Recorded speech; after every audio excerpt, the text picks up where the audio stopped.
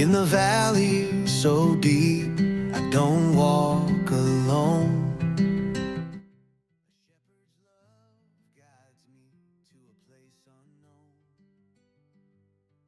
Green pastures call under skies of grace.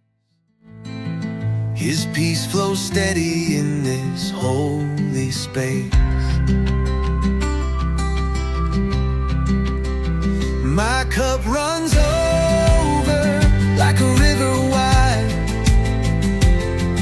Through shadows and trials I cannot hide.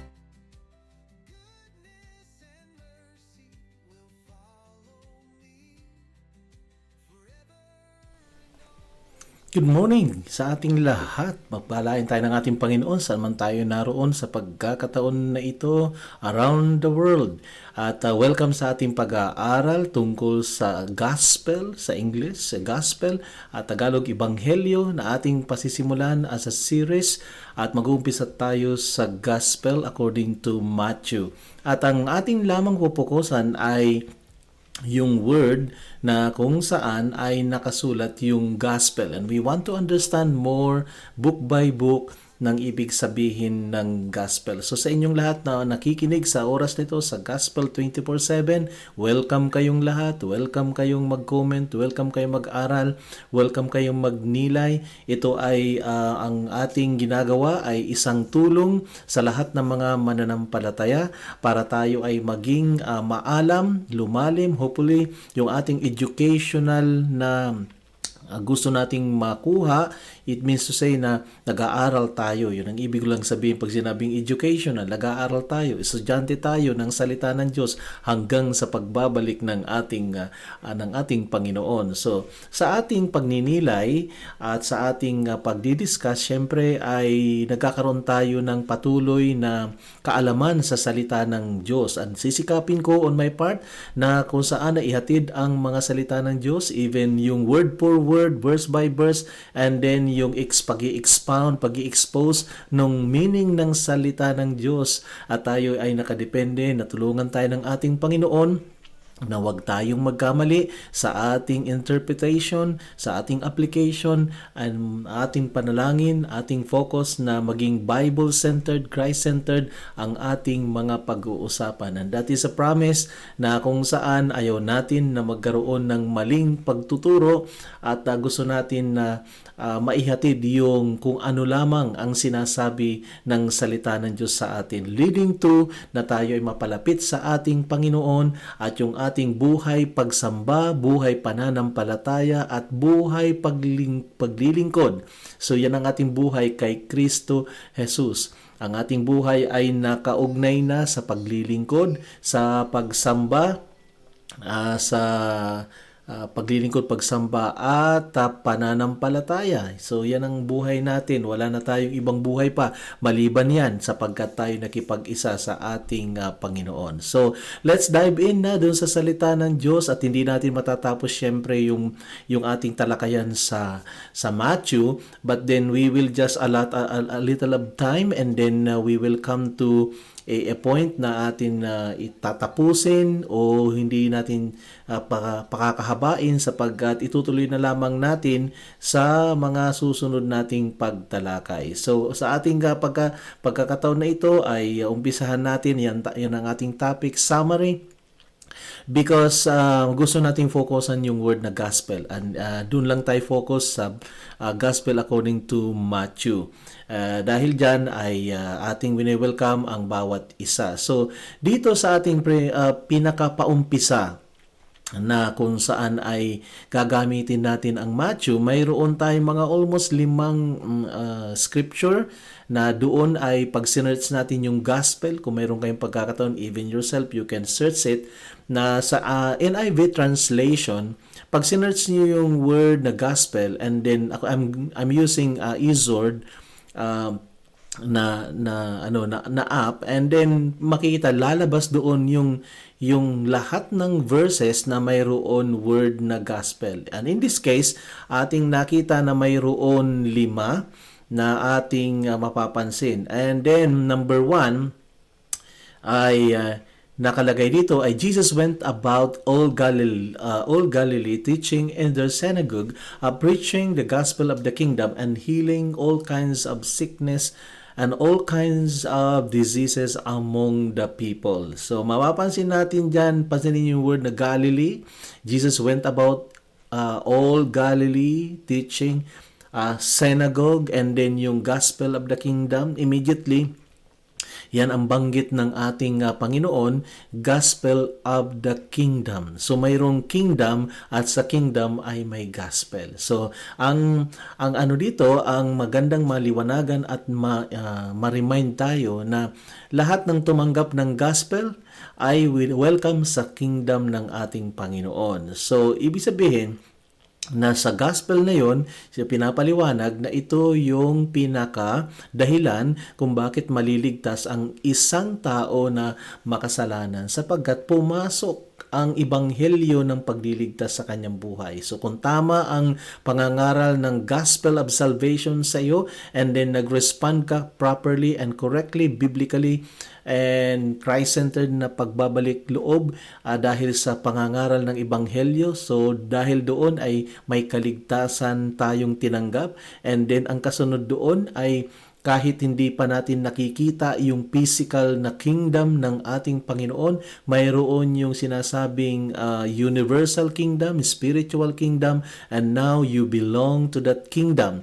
While ikaw at ako ay nabubuhay sa bawat kung saan man tayo ngayon naroon sa panig ng mundo, tayo'y sakop ng isang bansa.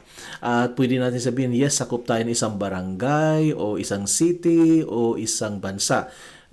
And then, it means na physically, yun ang nakasurround sa atin, nakakasakop sa atin. But spiritually, tayo ay nasasakop ng kaharian ng ating Panginoon. Mayroon siyang kingdom.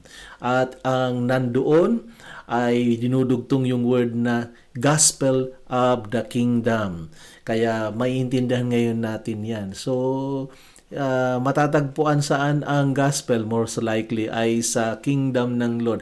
At ito ay composed sa ngayon, ang kingdom ng God. Composed ito siya ng in a way ng physical and yung spiritual. It is true spiritually that God has a kingdom, but then yung sinabi ni Lord, gospel of the kingdom, He was on earth physically and He is referring to His kingdom, but bagamat yung kingdom na yon ay hindi pa fully realized, sapagkat sasabihin, nasa ng kingdom talaga ng Lord? Well, nandoon ba? Nandito ba? Ganyan. Wala pa naman. Pero spiritually speaking, that is true, na isang araw, according to the Bible, na isang araw, yung physical kingdom ng God ay magiging isang reality. So kung hindi pa ito reality ngayon in physical, although siyempre pag sinabi nating spiritual kingdom ng Lord, ay reality po yan. Okay? Huwag kayo makukonfuse doon. Yung spiritual na katotohanan ay reality. Pero pag spiritual, maaring hindi natin nakikita ng ating dalawang mata. Okay, so kagaya nung heaven, okay, may physical heaven, pero sa ngayon hindi natin pa nakikita yung kung ano man ang hitsura o sabihin natin yung physicality ng heaven na yon. Pero it is true, nag-i-exist yan, ayan ay mapapatunayan sa Bible na ang Diyos ay mayroon siyang ang kanyang kinalalagyan ay heaven. Okay, so I hope hindi kayo na-confuse doon. Gospel of the kingdom, and then it means spiritual kingdom, at ito yung universal kingdom na sinasabi. So bakit ko sinasabi yung universal kingdom? Sapagkat sa inyong lugar kung saan kayo nagpupuri at nagsumasambat, naglilingkod sa ating Panginoon, yan ay place na kung saan ay masasabi natin yung kingdom ng God ay nag-ooperate spiritually speaking, at the same time in a physical being. Okay, pagdating ng araw, syempre yung reality yung reality ng kingdom ng God ay wala ng halo na imperfection. Okay, yon. Kaya si Lord ay piniprepare niya tayo sa coming kingdom na inumpisahan niya nung siya'y naparito sa lupa. So in a sense, nandito na ang kingdom ng God, nag-i-exist na siya in a spiritual form habang tayo sa physical natin ay dinidevelop tayo na maging karapat-dapat sa kaharian and pure kingdom ng ating Panginoon. So medyo tricky ng kaunti, ano ha? So, I hope na hindi kayo na-confused doon. Nag-aantay tayo ng physical kingdom pagdating ng araw. While today ay yan ay spiritual in nature. Okay. So ngayon, dahil diyan, akong ating babalikan yung scripture natin ay binabanggit yung healing, all kinds of sickness and diseases among the people. So, kasunod at lumalabas na yung, ang tawag nito, yung kakambal, yon karugtong. Kakambal ng kingdom ng God ay yung mga healing. So kung kayo ay bago lamang o matagal na, let's believe na habang pinipreach, habang pinagsisigawan ang mabuting balita. By the way, yun ang ibig sabihin ng gospel, mabuting balita, good news. So, magandang balita yun sapagkat ito'y tumutukoy sa kaligtasan, awa, pagmamahal, at habag ng Diyos, pagliligtas ng Diyos, at saka yung ating future na kalalagayan, and including yung ating resurrection, yung ating blessed hope. Ito ay isa mga ingredients ng mabuting balita. Kaya hindi lamang iisa ang pinag-uusapan diyan. Kaya napakaganda na sa ating mga Kristiyano tayo ay maalam tungkol sa gospel. Baka tanungin tayo anong ibig sabihin ng gospel at wala man lang tayong masabi. Okay, wala man lang tayong masabi. Mas kilala pa natin kung sino-sino, pero yung ating pinagninilayan at pinakikinggan ay sinasabing ibanghelyo ay wala tayong masyadong naiintindihan o namimemorya. So ito'y tulong sa ating lahat. So dahil dyan, huwag nating kalilimutan na si Jesus during that time physically sa Galilee siya, at yun ang kanyang sinasabi. Why Galilee? Because kailangan niyang mangaral doon sa mga places na yun. Kaya ang writers, ang recording ay makikita natin may mga places siyang pinuntahan, and very specific. Again, kakambal noong Gospel of the Kingdom na pinangangaral ay ang all kinds of sickness na kung saan ay gumagaling. So paniwalaan natin na kapag ang Panginoon ay dumarating sa atin at tayo nakikinig ng gospel, pupwede rin na even in our time ay kasama rin yung pagpapagaling. Because anyway, ang gospel na ito ay nagdadala ng kapatawaran, kaligtasan, at hinihealed niya yung relationship natin kay Lord. How much more na i-heal din ng Panginoon ang physical nating mga karamdaman, at ito ay hinihingi natin. Hindi natin punipuwersa ang Panginoon, but then kung ang kalooban niya ipagalingin ka, pagagalingin ka, and then kalooban naman ng Diyos yan, so angkinin natin at siya ang nakakaalam. Okay? Now, sabi pa ng Matthew chapter 9 verse 35, and Jesus went about all the cities and villages, teaching in their synagogue, preaching the gospel of the kingdom, and healing every sickness and every diseases among the people. So, nakalagay na naman uli dito, and this time cities and villages. Lumaki na ngayon yung mga syudad at mga village, at yung pangatlo ay synagogue na kung saan ang sinasabi na naman ay preaching the kingdom, preach the gospel of the kingdom. So kasunod doon yung healing sa lahat ng sickness and diseases. Now, kasunod Matthew 11, so nasa Matthew pa rin tayo. Another word na mababanggit ang gospel ay doon sa 11:5. The blind see, and the lame walk, and the lepers are cleansed, and the deaf hear, and the dead are raised, and the poor have the gospel preached to them. Very significant, gusto ko ang portion na ito na kung saan napagbabanggit ng ating Panginoon sapagkat pwede natin sabihin, oh, global ang Lord, citywide ang Lord, nationwide ang scope ng Panginoon. And then when mababanggit yung mga places like synagogue, oh, medyo ano ba, elite ba ang nandoon, mga teachers of the law ba ang kaharap ng ating Panginoon? Dito pa lang ay mapapansin natin na kung saan ay grassroots. So, naintindihan natin yung grassroots. Ibig sabihin, mula sa mga maliliit, kaya doon sa mga outcast, mga nire-recognize sa society na nobodies, and then mga excluded sa mga lugar na magaganda sapagkat itong mga ito ay andito, lame and blind and lepers, especially yung lepers, at sila'y luminis. So, ngayon, kung ikaw or at that time, kung may nag-iisip na si Lord ay para lang sa mga elite, sa mga normal na tao at matatas ang pinag-aralan, this time pinakikilala na ang gospel ay dumating doon sa mga outcast o hindi pinapansin ng society o walang significance doon sa kanilang setting dahil sila ay may mga karamdaman o mga outcast ito sila sapagkat ceremonially hindi sila pwedeng humalo sa karamihan. But then look at that, ang gospel ng Lord ay umabot sa kanila.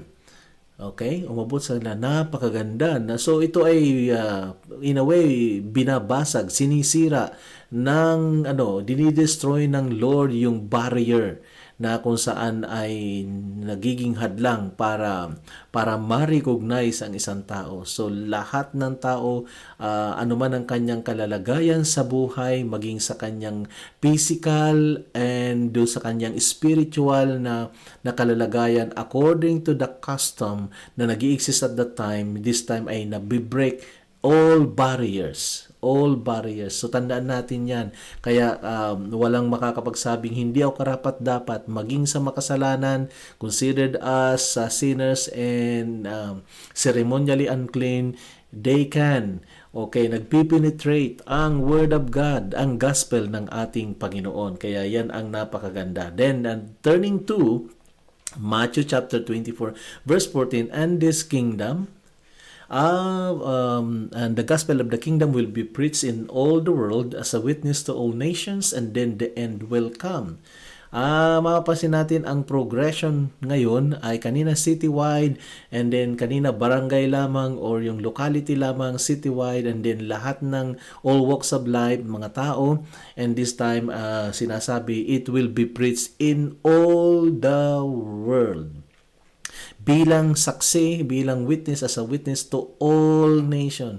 And then the end will come. So dito, sa pagbabanggit ng ating Panginoon, ay mayroon preaching, pero mayroon ending, at ang end ay tinutukoy sa Ebanghelyo mismo, sa gospel mismo, nakasaad na bahagi ng gospel ay ang kawakasan ng lahat ng panahon. The end will come. Saan mo matatagpuan? Sa gospel. Saan mo matatagpuan? Sa sinabi ng ating Panginoon. Bahagi ba ng gospel yung end of the world? Yes. Bahagi ba ng gospel na yung sinasabing pagsakop o yung pag-preach, pagpapalaganap ng kanyang mga salita? Ano yun? Nationwide? No. Ang sinasabi ay worldwide. Kaya doon natin maintindihan, at yung writers, yung unang century na nakikinig ng gospel o unang nakabasa ng gospel, maintindihan nila na it's not exclusive to a certain group or ethnicity or ethnic group ng tao, kundi ang gospel ay sa lahat ng mga bansa. So this is first time Ito ay napakatindi at that time. Never na na-imagine na ganito pala ang setting ng ating Panginoon. You could just imagine yung mga Hudyo that time na sila'y naniniwala na sila lang ang pinili ng Diyos at sila ang covenant people of God. May kasunduan ng Diyos sa kanila, and then nasa kanila ang Diyos na tunay, and then isang araw na lamang nagising sila. Pronouncement ng ating Panginoon, ang mabuting balita na dala ng Messiah, ng ating Panginoong Hesus, ay ibibigay sa lahat ng mga bansa. Okay, kaya inabot tayo. Mabuti na lang sa lahat ng mga bansa. Okay, mabuti na lang at hindi sa ibang ano. Alright, so another word, ito ay nakalagay sa Matthew 26:13. Assuredly I say to you, wherever this gospel is preached in the whole world, what this woman has done will also be told as a memorial to her. Wow. Kung ito'y pagpaparangal, ano ha? Ito'y pagpaparangal sa isang babae na pinagaling ng ating Panginoon, sapagkat siya ay naniwala. Okay, tingnan natin yan at hindi ko na paghandaan ang background nito, but then immediately pwede natin basahin yung context kung sino itong woman. Ano ba nangyari dito sa woman na ito? So very very quick, I'm opening now my Bible up, and I will give you very quickly yung pinaka-context nito, nang sa ganun maintindihan natin at makapagbigay pa tayo ng kapaliwanagan. So that is in Matthew chapter 26. Hang on a minute. Matthew chapter 26 verse 13. Okay.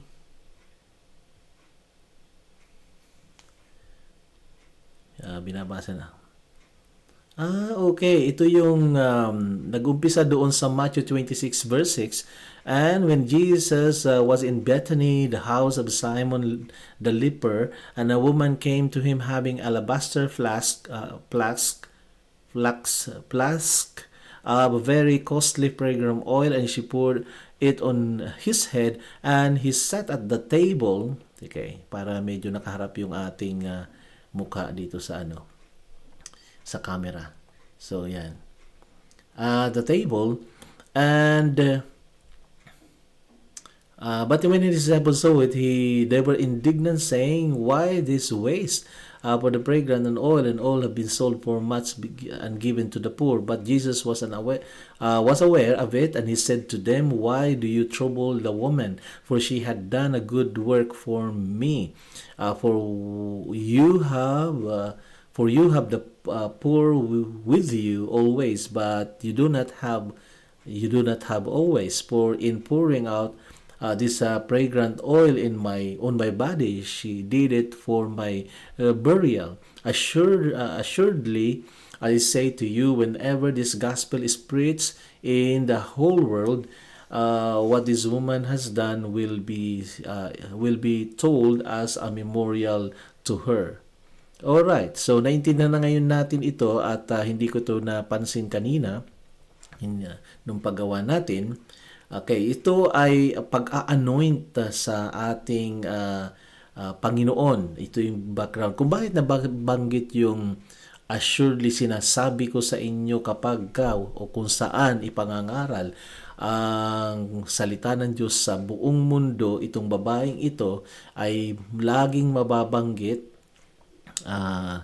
at laging mapaparangalan or magkakaroon ng pag-alala, memorial to her.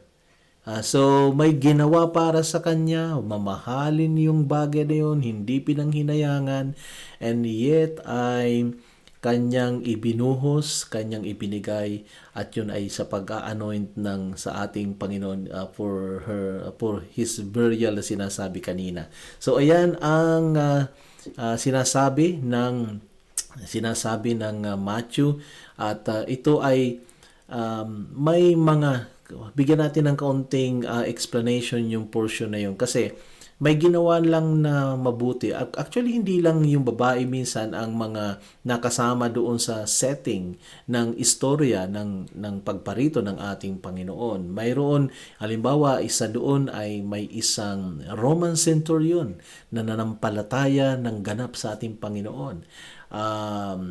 Marami doon mga makasalanan, mga bulag, and then naging kabahagi sila na papag-usapan na isulat ang mga nangyari sa kanila. At si Lazaro halimbawa, Mary Magdalene, yun ang mga nandoon na kumbaga ay hindi makakalimutan dahil nasama ang kanilang pangalan dahil mayroon silang something na ginawa na kung saan ay naging bahagi ng istorya ng pagkakabuo ng ebanghelyo o naisulat ng mga writers na kung saan ay pumapaloob sa gospel ng ating Panginoon. So ngayon, bibigyan natin ng kaunting conclusion bakit natin pinag-aaralan ang mga word na ito na gospel sa Book of Matthew or the Gospel of Matthew, sapagkat gusto natin maintindihan ano ang tinuro ng ating Panginoon, ano ang kanyang sinabi roon, at anong application on our part. At bandang huli, gusto natin maging maalam tayo sa mga salita ng ating Panginoon. Now, Matthew presents Jesus as the promised Messiah, the promised King who would fulfill Israel's scripture and inaugurates the kingdom of heaven. So, yan ang ngayon, yan ang nilalaman kapag ang writing ni Matthew ay pinipresent siya na King, Messiah, at kung saan siya yung magpapatupad ng nasusulat ayon sa nasusulat. Yung prophecy na mapupulfill about Him, about yung gagawin niya, at yung inauguration, pagpapasimula din. Hindi mawawala sa Gospel ni Matthew yung pagpapasimula, pagpapaliwanag ng Panginoon aside sa kanyang, of course, yung kanyang kamatayan, yung kanyang crucifixion, aside dun sa kanyang resurrection, and sa mga commands na kung saan ay binigay doon sa mga apostol or disciple ng ating Panginoon. Ano pa? Mga command. And then, I like yung portion na sa Gospel ni Matthew ay doon pinakikita din kung paano in-expose ng Lord yung mga bagay-bagay na may kinalaman sa atin as a human being, and then kung paano darating ang mabuting balita, at sometime may pagkakataon, mababanggit natin yan, na kung saan naman ay may hadlang sa pagdating ng binhi na yon ng Ebanghelyo dahil na rin sa kagustuhan natin. Kaya binabanggit doon, gustong-gusto ko yung the parable of the sower, na kung saan yung dulo ay sinasabing may matabang lupa na kung saan ay tumatanggap ng salita ng Diyos. Kapag ito'y naihasik, ito'y nagbubunga ng marami hanggang may 30, 60, and 100 something ganyan na binabanggit. At totoo naman na pinakikita doon ang larawan, condition ng puso ng tao na bagamat may ebanghelyo ay pupwede na hindi niya matanggap. Hindi niya matanggap ito. At sinasa larawan doon na kailangan masuri natin ang ating sarili, kasi posible talagang mangyari, hindi dahil sa baka mangyari, kundi mangyayari talaga. Kaya lang napakaganda kasi ni-reveal na doon yung condition. It means na mayroon tayong chance na i-acknowledge yun na, nako, ako yata ay nasa mabatong, yung puso ko yata ay hindi tumatanggap ng ebanghelyo at ninanakaw ng ibon, ganyan, at abala, o kaya maraming ganon. So, I hope na sa ating series, madaanan natin yon, sapagkat yun ang napakatindi na pag-i-expose ng Lord sa puso ng mga tao. During that time, I'm telling you, Kung heart ang pag-uusapan, physical heart, okay, but that time wala pang technology, even X-ray na makikita yung heart ng tao. Of course, sila nakakita na marahil dahil siguro sa karanasan nila, maring mayroon corpse or bangkay na o ano, sumaring nakakita na sila pero hindi kasing kagaya ngayong panahon na ngayon na pag sinabing heart ng tao, madaling makita sa mga gadget, ika nga, or machine.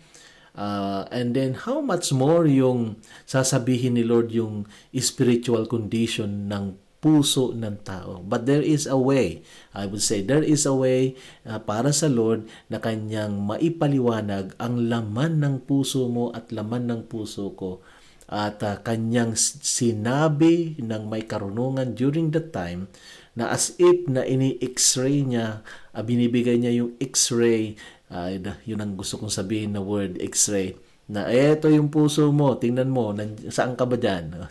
So dahil doon ay magkakaroon realization, hopefully. And at that time, yes, that is true. In our time naman, the same din ang katotohanan na yes, bagamat nagsisisigaw ang salita ng Diyos dahil maraming ginagamit ang Panginoon lalo na sa social media and itong mga nangyayari na napapakinggan natin, hindi lamang every Sunday, pwede na tayong mag-search, mag-research, and kung hindi natin gampanan at gawin yung natututunan natin, ay babagsak tayo doon sa mga category na binanggit ng ating Panginoon. And we must be aware na may ganun pala. At and then if we are aware, it means na maiwasan natin na tayo ay madaya. Okay? So yun na napakaganda. At dito muna natin tapusin. Abangan natin yung susunod nating pagtalakay sapagkat ay babanggitin natin yung apat na mga bagay na ini-emphasize doon sa Gospel according to Matthew na kung ano ang ibig sabihin na ito. At doon tatalakayin natin yung a life of repentance, deep righteousness of the heart, mercy and justice, and faithful discipleship. So yan ang kasunod nating pagtalakay. Abangan natin to sa ating lahat. Pagpalain tayo ng ating Panginoon and see you next time. God bless you all. God bless us always.